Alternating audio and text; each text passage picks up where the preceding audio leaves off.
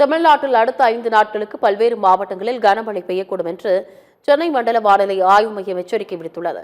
வங்கக்கடலில் உருவாகியுள்ள வளிமண்டல மேலடுக்கு சுழற்சி மற்றும் ஈரப்பதம் காரணமாக நாளை 7 மாவட்டங்களில் கனமழை பெய்யக்கூடும் என்று தெரிவிக்கப்பட்டுள்ளது. இதன்படி கோவை மலைப்பகுதிகளில் நீலகிரி, திருப்பூர், தேனி, தென்காசி, திருநெல்வேலி மற்றும் கன்னியாகுமரி மாவட்டங்களில் இடிமின்னல் மற்றும் பலத்த காற்றுடன் கூடிய கனமழை பெய்யக்கூடும் என்று கூறப்பட்டுள்ளது.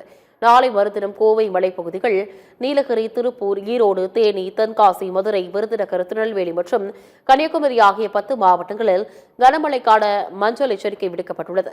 மே 8 மற்றும் 9 ஆகிய 2 நாட்கள் நீலகிரி, கோவை, ஈரோடு, திருப்பூர், திண்டுக்கல், தேனி, மதுரை, விருதுநகர், தென்காசி, கன்னியாகுமரி, திருநெல்வேலி, தூத்துக்குடி, ராமநாதபுரம், சிவகங்கை, தஞ்சாவூர், திருவாரூர், நாகப்பட்டினம், மயிலாடுதுறை மற்றும் புதுக்கோட்டை ஆகிய 19 மாவட்டங்களில் கனமழை பெய்யக்கூடும் என்றும் 10ஆம் தேதி நீலகிரி, கோவை, ஈரோடு, திருப்பூர், திண்டுக்கல், தேனி, மதுரை, விருதுநகர், தென்காசி, கன்னியாகுமரி, திருநெல்வேலி, தூத்துக்குடி, ராமநாதபுரம் மற்றும் சிவகங்கை ஆகிய 14 மாவட்டங்களில் கனமழை பெய்யும் எனவும் தெரிவிக்கப்பட்டுள்ளது.